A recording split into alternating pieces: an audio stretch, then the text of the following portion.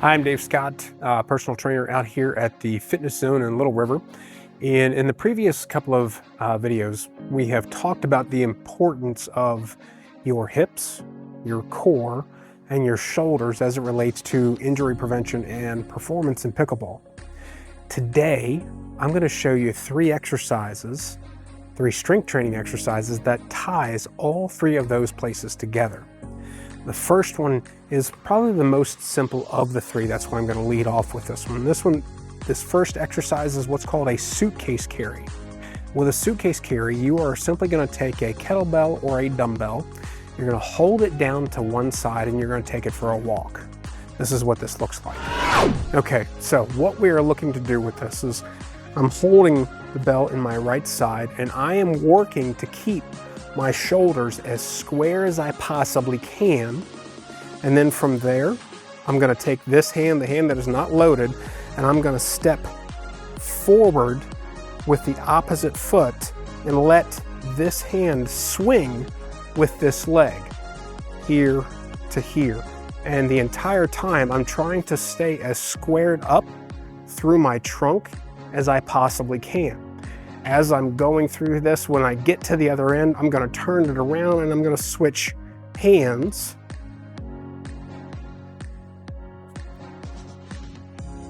And then I'm gonna rinse and repeat on the other side. So again, I'm trying to stay squared up. Now I'm gonna let this hand swing freely, here to here. Again, trying to stay as square as possible as I go through this.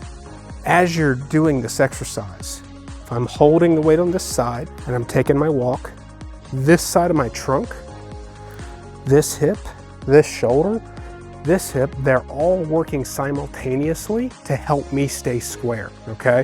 Where you're likely going to feel it though, if I'm holding the weight on this side, the longer I keep the load on that side, the more this side of my trunk is gonna work, and the more you're gonna feel it in the muscles in your upper back just below your scapula or your shoulder blades. And that will switch sides as you switch hands. Now, I want you to set a timer for 30 seconds, okay? And you're gonna walk with the bell, whether it's kettlebell, dumbbell, whatever, for 30 seconds in one side. And as soon as it dings, switch hands and cover the distance back. And you can repeat that anywhere from say 5 to even 10 rounds. The cutoff point will be when you can no longer control how squared up you stay. Okay, when you get to the point where that weight is just pulling you off center and you're really starting to show a lot of body English, it's time to shut it down. Okay, so our second exercise is called a bear crawl. And the bear crawl it's the answer to the question of, if I could only do one exercise for the rest of my life, what would I do? This is probably it. So what the crawl is going to look like, starting down here on all fours, you want your butt to stay low and your eyes to stay high. When your hands are down here on the ground, you want to actively grip the floor here.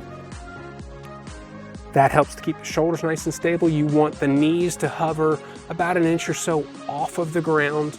And then we're going to move this leg and this arm together, here to here.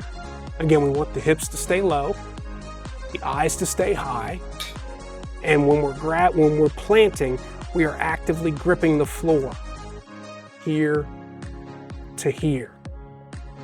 Now, for some folks, that pattern can be a little tricky.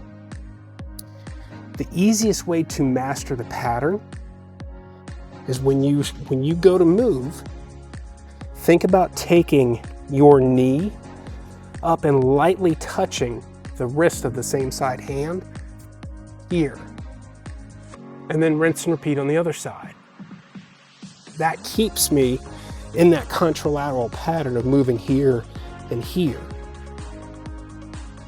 which is what we're looking for out of the crawl. Now, the other thing you want to keep in mind or be mindful of is how much hip sway we're getting. You want to try to keep your hips relatively squared up to your shoulders We don't want a lot of this, where there's a lot of torque through the hips. We're looking for the core to really get engaged. And if we allow too much of this in the hips, we're not going to get the same level of work in here. So try to keep your shoulders and your hips squared up, butt down, eyes up, and don't be afraid to start off on hands and knees if you need to, because that is a whole lot more challenging than it looks. So if you can't maintain good position with your knees off the ground, there's no shame in going to the hand and knee crawl and just going here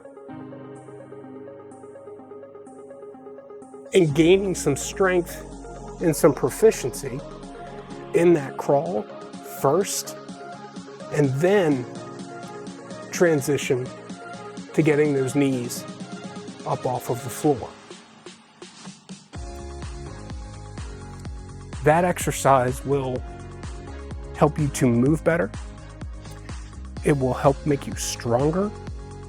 And if you do it long enough, your heart rate's gonna go through the roof and you're gonna get some cardio out of it. So it will check off a lot of boxes for you. Okay, our third and last exercise is called the Turkish get-up. Now, the Turkish get-up, I'm gonna show you the entire thing today. Typically when I teach this to clients, I teach it in 3 stages. That's what we're gonna show you next week, is how to start at the first stage, move to the second, do the third. Today, I'm gonna kind of give you a little teaser and show you what the entire thing looks like. Now, the TGU, or the Turkish get-up, starts off or sets up very much like the arm bar that we showed you a couple of weeks ago. So I'm gonna come down here to the floor. I'm gonna start on my side, and I'm gonna reach over here and I'm gonna take a hold of the bell with the same side arm first, grab a hold of it with the other hand, and I'm gonna use my body weight to roll backwards and pull that bell to me. Once I'm here, that arm's gonna go straight up. I'm gonna keep the palm facing in towards my midline. I'm gonna push off of this foot, and I'm gonna pull with this elbow to here. From here, come up to the seated position. I'm gonna drive through this foot, get the hips up nice and high, sweep the foot underneath so I'm down here on the knee, come up to the half kneeling position. Now here, I'm gonna adjust this foot, bring it up underneath of me so I feel good and I feel strong. Then I'm gonna stand up. From there, I'm just gonna repeat that entire sequence backwards. I'm gonna step back with this foot, drop to the knee. This hand is gonna come down. I'm gonna plant. I'm gonna push off of this heel and extend this leg through.